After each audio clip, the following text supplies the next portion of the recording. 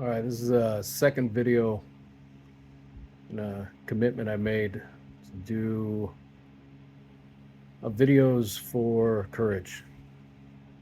I can tell right now I'm feeling a little nervous, a bit of anxiety.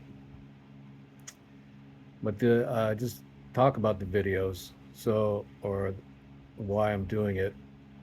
The videos are just to get used to making videos.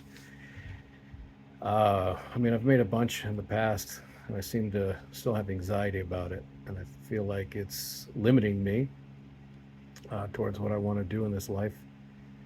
So I'm going to do videos until it becomes part of my comfort zone. And then I thought, like, well, you know, what type of videos should I do?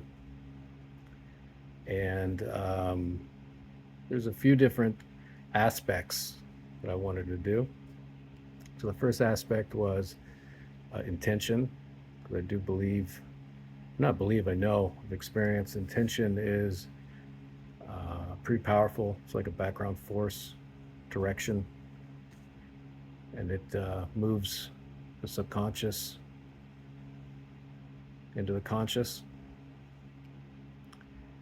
And so the intention for it is courage. So there's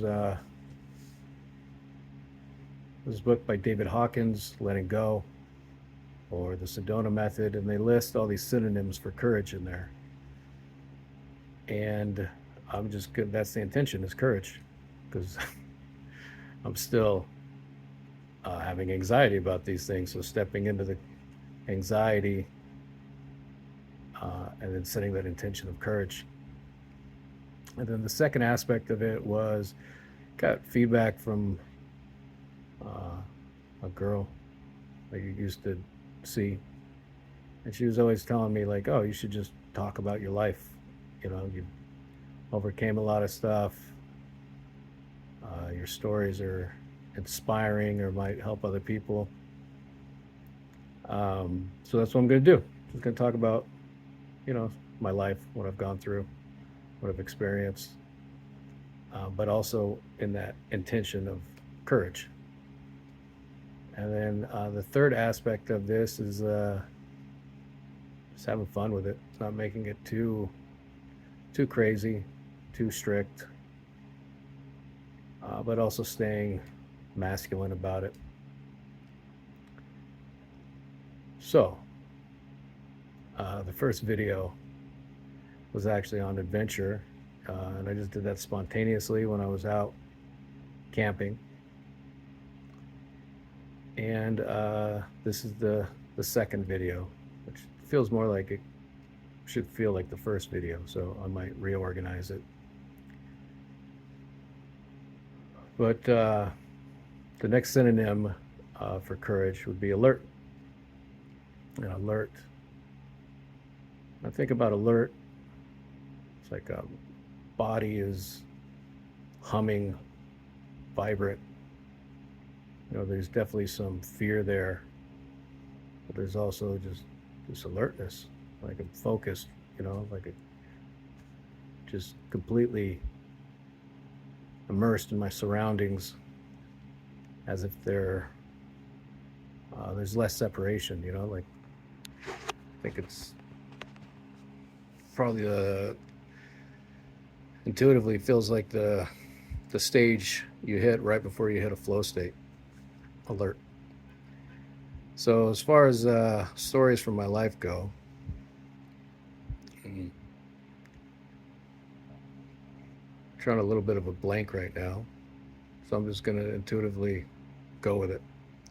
So alertness, or alert, that energy of alert, I would say, it's going to sound terrible, but first time,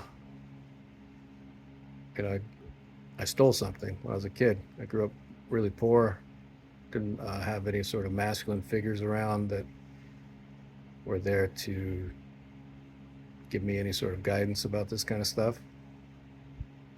And I also think, stealing is just part of the human condition until you move beyond it. It's natural for kids to do it, but yeah. So remember shoplifting a candy bar,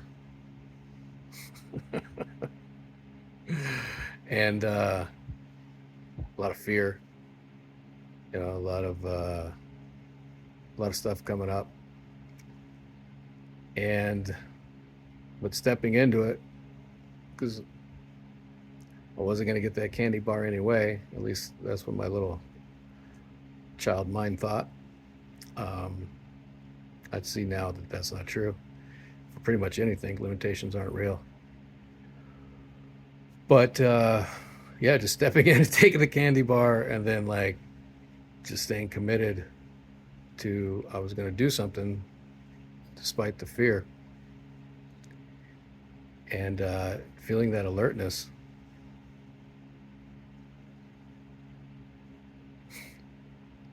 So I don't know if that's the best story for video number 2, but that's what came to me.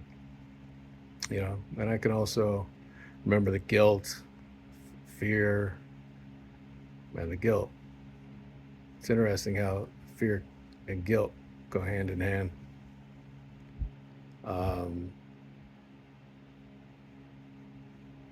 Yeah, enjoying the candy bar, but not enjoying it. And I think really the only value of that is probably this reflection right here, is remembering that there was an alertness feeling, that alert, like, oh, I'm in it, I'm going to make something happen.